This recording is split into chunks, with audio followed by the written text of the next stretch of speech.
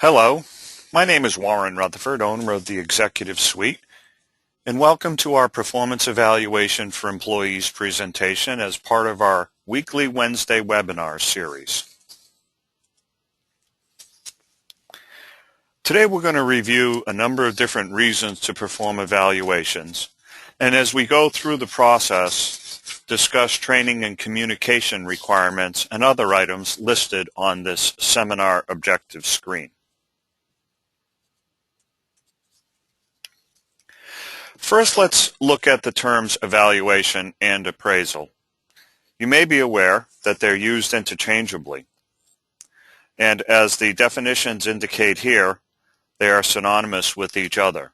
So whether you use the term performance evaluation or performance appraisal, we generally mean the same thing. Some evaluation essentials first. Let's understand why performance evaluations fail, how you can perform them, understand the elements to an evaluation, identify and define your evaluation cycle, and then look at how you can link performance to various decisions within your organization. Okay, so why should you conduct them in the first place? Well, there's a number of points listed here.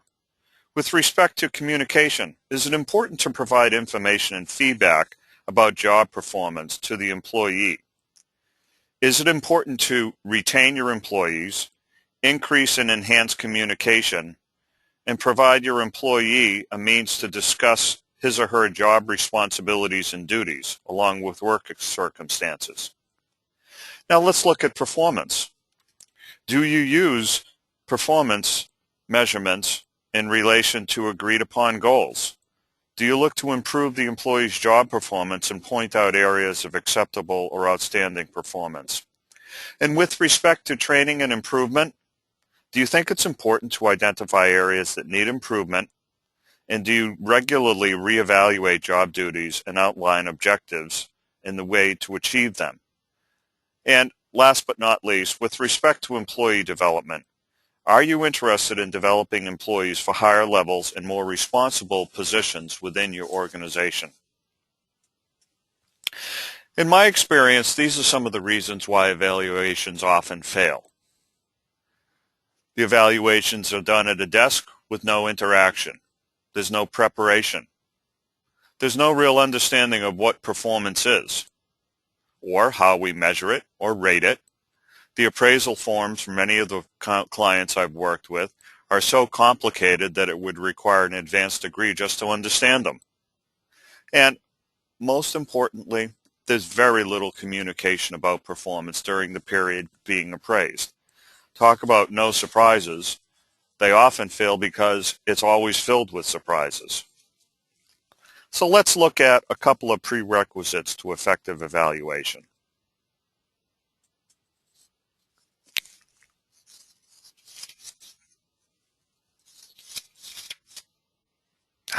Sucker.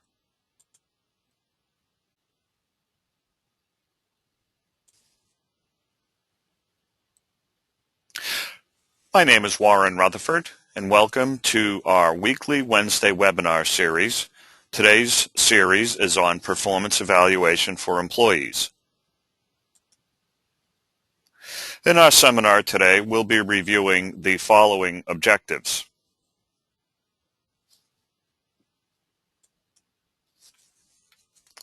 First, let's look at the terms themselves, performance evaluation and appraisal. They're often used interchangeably, and essentially, they do mean the same thing. Today, we want to discover why evaluations fail, how to perform them, what elements are contained within the evaluation, the cycle, and how you can link that to certain organizational decisions. A lot of people ask me why you should conduct them to begin with. Well, here are a couple of key points, and just a couple of questions on each of them. Is it important with respect to communication to provide information and feedback about employee performance to the employee? With respect to measuring performance, Is it important to improve the employee's job performance by measuring it based on agreed upon goals? When you're looking at training needs, is it important for you to identify areas that need improvement and then over the course of a period of time, reevaluate job duties and specific objectives to achieve those? And last, with respect to employee development, is it important for that employee and for you, the employer, to develop employees for higher levels with more responsible positions?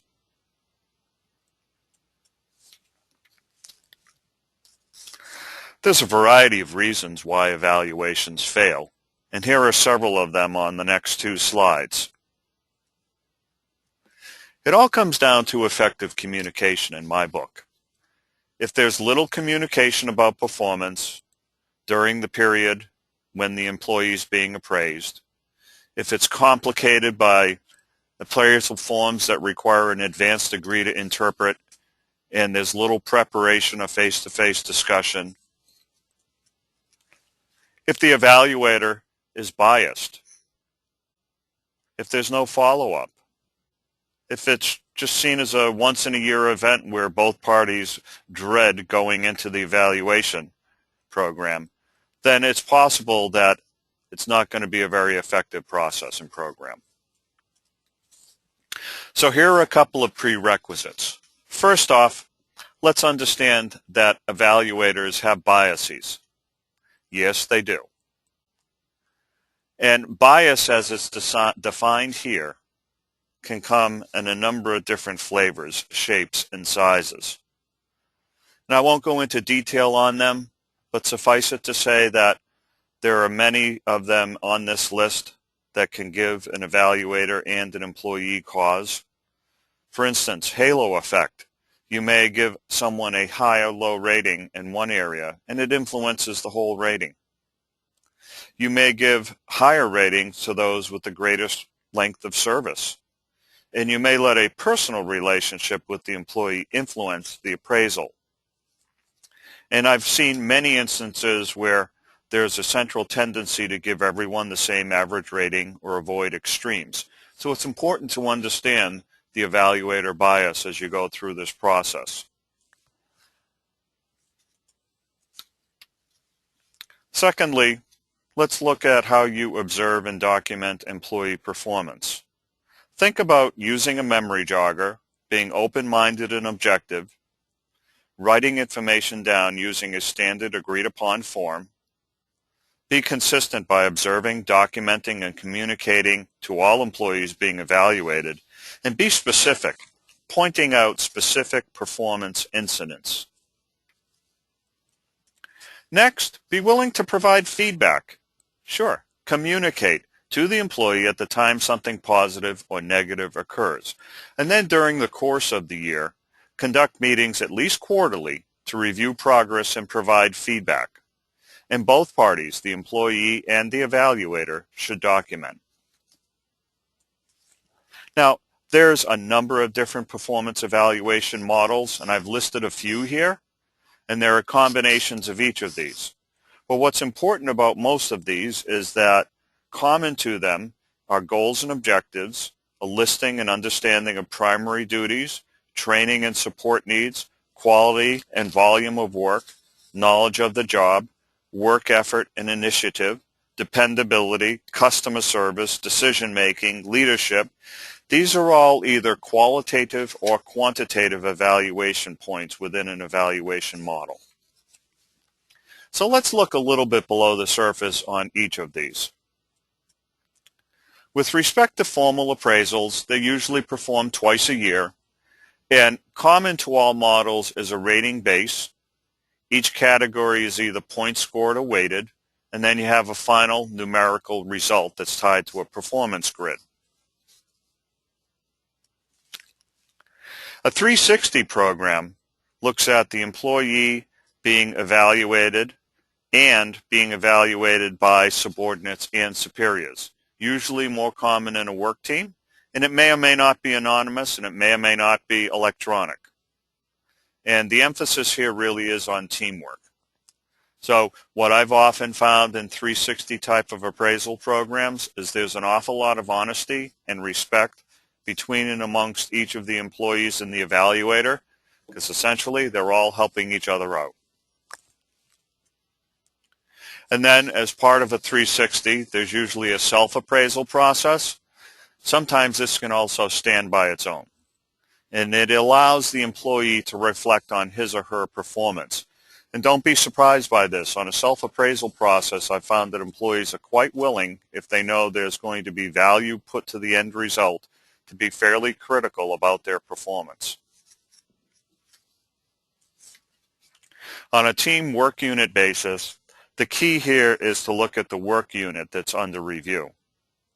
And each of those members completes a form, and depending on the results of the work unit, if it's positive or negative, the results are shared equally with all employees in the unit.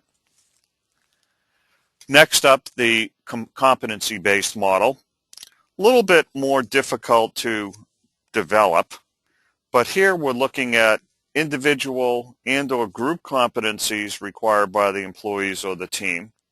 And some of those competencies might be on a qualitative basis, fostering teamwork, initiative, fostering innovation, decisiveness, self-confidence, managing change, personal credibility, just to name a few. But the focus here really is on better performance and career development. And it usually is limited to some of the higher positions within the organization. All right, enough about the different models. Let's look at how different organizations rate on a qualitative or a quantitative basis. You've got the numberless and the numbered systems. And these are several of the different types of systems that I've seen and I've utilized and developed for clients. And they can be weighted or prioritized.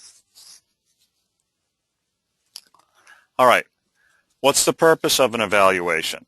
Well, joint planning and communication looks at what the employee is expected to accomplish during a performance period. If we're looking at measurable results, we want to know how those results are achieved.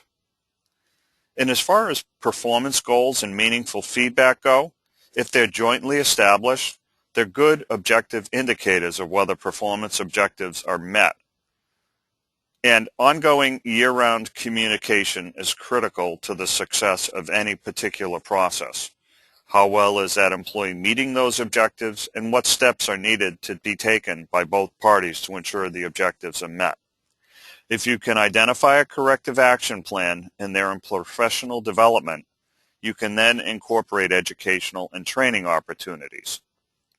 And if there are consequences, when an employee has not accomplished a performance objective, they need to be spelled out and understood up front.